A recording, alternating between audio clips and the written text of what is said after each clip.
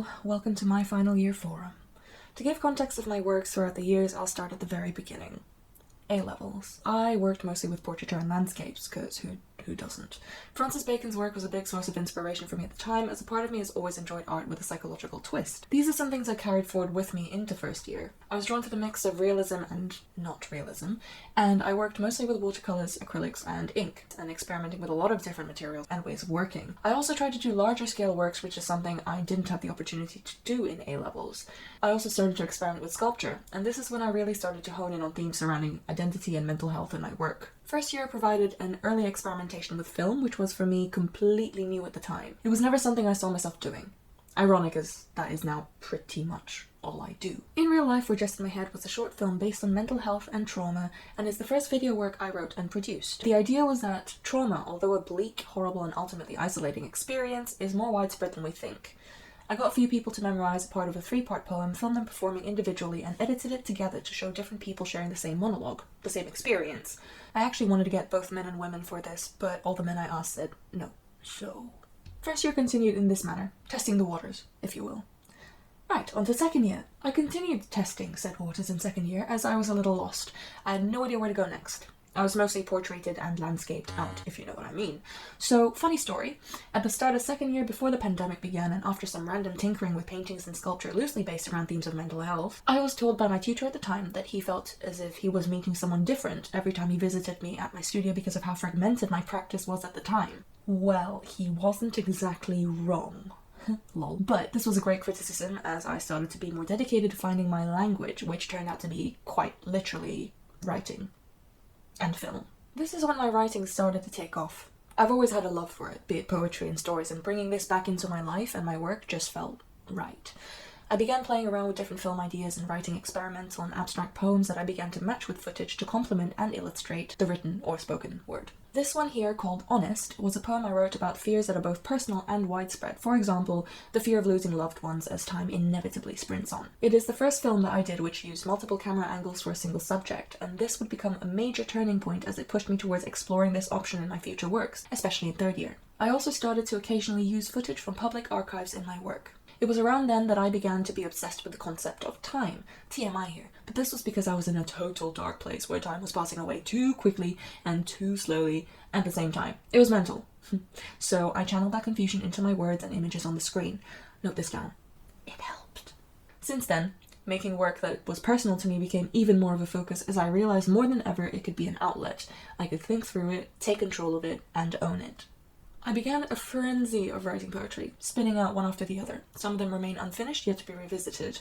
I worked particularly hard on a long monologue/poem that I called Aimless Doors, that I was planning to turn into a short film with a more cinematic vibe. I even got to finishing the detailed screenplay and was starting to film when it all came screeching to a halt because the pandemic situation in the UK was getting real serious, and I went home abroad to Thailand just before lockdown hit. Here, I will apologise in advance, because to be completely honest, the rest of second and third year have been a complete blur and I've lost access to my old files, so the order of my works may not be 100% chronological. When I got home, I didn't have much to keep me entertained during quarantine, so I resorted to make meme-style videos relating to lockdown to keep myself occupied. Although silly, this was when I started to play around with camera angles and framing a bit more, so this actually turned out to be quite useful. When term started again, I was lost as to how to go forward with my work as there were limitations with space and freedom to work. This resulted in finding different ways to do so that didn't necessarily involve film, which was frustrating as I was just starting to fall in love with it. I tried to continue using text in my works and combine it with painting and drawing, but for me it just didn't cut it. So I went out of my way to find a way to film again within my limited surroundings, moving back into the room I quarantined in and turned that into a studio. Sorry mum, sorry dad. Because going outdoors was off limits for a good while, I turned back to writing pieces with a more narrative quality, something I could film myself. This was when I really started to perform in my own works. Initially I did not want to do this because who wants to edit footage with themselves in it? You look like a right yeah, you look like but I was gonna have to get used to it as no one else in my family could help me or would help me. So, moving on to the third year, more lockdown shenanigans. Third year was a hard one, especially as I was halfway across the world away from uni and resources and general human beings my age. Lockdown. Despite being depressing as due to the lack of social life and the general fear of people I care about dying, it was an opportunity to stretch my boundaries regarding my work and test out ways of filming and editing that I hadn't done before. I kept writing content inspired by personal experiences or the people around me, because as I say, write what you know.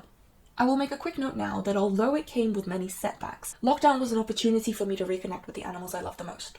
Horses. There is a point to this, I promise. Due to being stuck voluntarily at the stables away from home in Bangkok, the first piece I made about coming back to the start of the new academic year was inspired by a poem I wrote about horses, specifically mine, and it was called I Trust Only You. At the time, we were all panicking about COVID. The equestrian world in Thailand was hit by African horse sickness, which has a 95% mortality rate, and is an awful death. This poem came from a place of fear. Here I filmed a series of time-lapse footage of drawing and paintings previously planned out that were coupled with a voiceover of the poem. After this, I worked on paintings and sketches that explored themes of identity and mental health, taking inspiration from artists such as William Kentridge, Sean Cost, and Tim Burton, coupling them with bits of writing, be it short story excerpts or poetry. You can find more of these on my Instagram account. When I finally got back home after the first lockdown, Mercury was the first film I tried to make with a cinematic vibe, especially after coming across the artist Aya Lisa Attila, who creates cinematic art films, especially embodying themes of mental health. Mercury was the first proper film I attempted to make after getting back home from the stables, and it was a great turning point as I developed an addiction to the following process. The writing phase, where I finalized a piece of writing to a satisfactory level after much harsh and belittling self-criticism. The planning phase, which includes writing a screenplay of sorts as a verbal storyboard of the idealistic and unrealistic images in my head onto a page that I hope to be able to achieve, as well as assessing a space to film. Next, the storyboarding phase, where my limited drawing skills are applied to create a visual storyboard which works as a plan for camera angles. The filming phase, the fun, most infuriating part, and the editing phase, the infuriating, most satisfying part. And this is something that I have continued with and is still currently how I work. Remember how I said that some of my writing works were left undeveloped?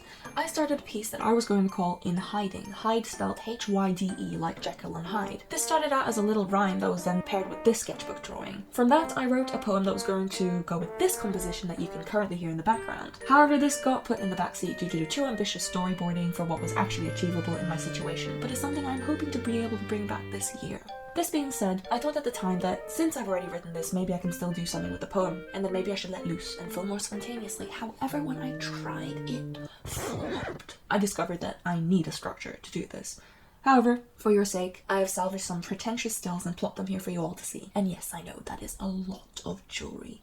Moving swiftly on, I was suggested by my tutor to try out animation after I created this short film that I dubbed H-Drama as a parody of cheesy soap operas where there's always love, jealousy, and a struggle for power. But voila, with horse figurines. Hence, H-Drama. I know, us artists are so creative sometimes, and I know I've mentioned these bad boys at least twice now, but bear with me. The piece was written and filmed based on an aleatoric piece of music I composed using my laptop, which is the music style you hear in the background right now. To create this, I based the instruments, notes, beats, rhythms, pauses on cars, plates, numbers, dice, etc. In the editing process of the footage, I played around with various special effects and other enhancements to provide a more painterly effect. Music is a returning feature in my works for this year, and it'll be interesting to see how it unfolds and impacts my works. After this experimentation, which I thought at the time was nay-okay, it drove me to become even more interested in creating a form of narrative within my works. This is with more people-based subjects, giving rise to projects such as Crocodile Tears, a first attempt at having a dialogue within the film between two characters. Yes, I had to do this myself as no one else around would, and I didn't have anyone I could order around. Because of the extra care needed while writing the screenplay, this project took even longer. However, this also flopped, as I had no access to sound recording equipment, so I ended up scrapping the entire thing, except for the introduction, which you are seeing right now on screen. I should drop in this note that at the time I was experimenting with visual effects as well as I was looking at the exuberant works of Pipilotti Rist, and I realised I may have gone over the top here. Next came a series of drawings and paintings that were driven by my frustrations of being indoors that gave rise to the poem Window, exploring the idea that a strange and unrecognisable world is out there that is familiar and yet unfamiliar, and we are trapped in here. Here's a short excerpt. I may be wrong, but I think you're meant to stare out of windows. Aren't you?